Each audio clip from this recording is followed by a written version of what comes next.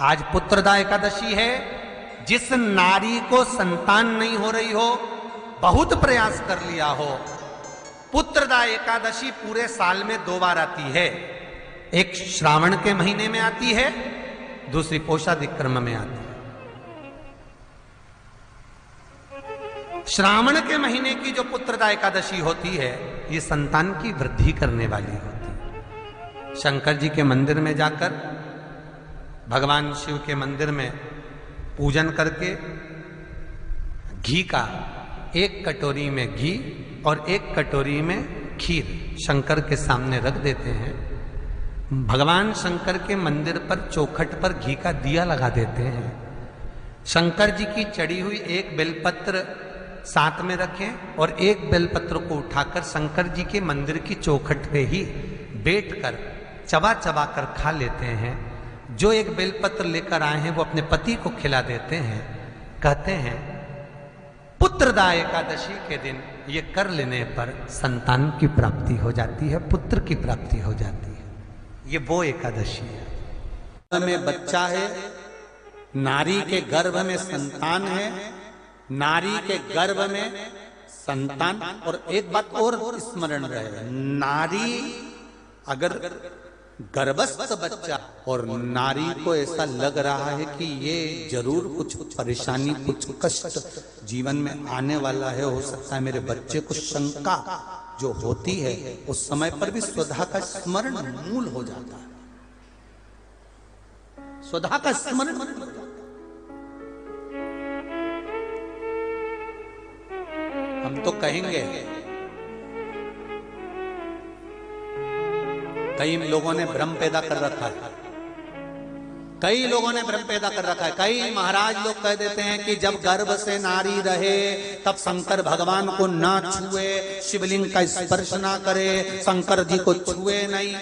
ना जाने कौन से महाराज ने कह दिया, एक आध बार मिल जाए तो पकड़ के सी और लिया।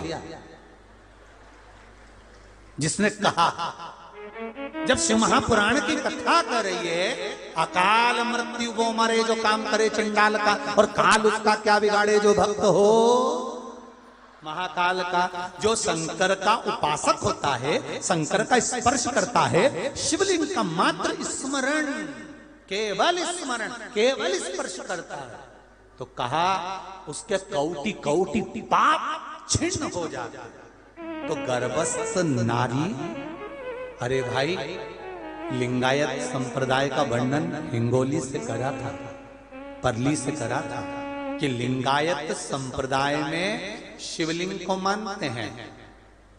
बच्चा गर्भ से जन्म लेता है, मां जब तक बच्चे को दूध नहीं पिलाती, जब तक उसका गुरु मंत्र नहीं हो जाता, उसको लिंगायत संप्रदाय के संत आकर जब तक गुरु मंत्र नहीं दे देते, तब तक नारी उसको दूध तक नहीं पिलाती। यहां तक वर्णन, विचार करिए जरा। तो फिर कौन ने कह दिया कि शंकर भगवान के शिवलिंग को छूना नहीं चाहिए, गर्भवती नारी को स्पर्श नहीं करना चाहिए? और कौन सी पुराण में लिखा है, कौन से शास्त्र में लिखा है? यहां शास्त्र कह रहा है, शिव महापुराण, स्कंद पुराण, लिंग पुराण, नर्मदा पुराण, पद्म पुराण वर्णन करती है। आप दिल से, हृदय से, चित्त से शंकर भगवान की आराधना कर सकते हो।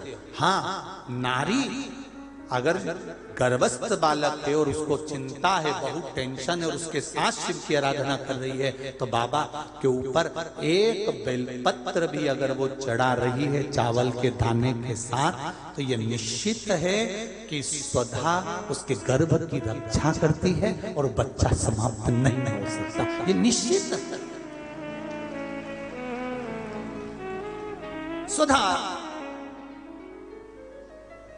तप करी, साधना करी, और तप साधना कर कर स्वधा के सम्मुख में 3 बेटियां प्रकट हो गई हैं। वो 3 बेटी है महाराज, 3 बेटी प्रकट।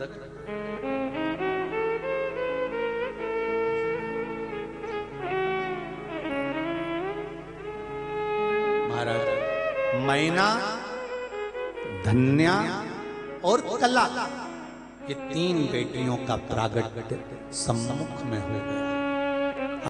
से एक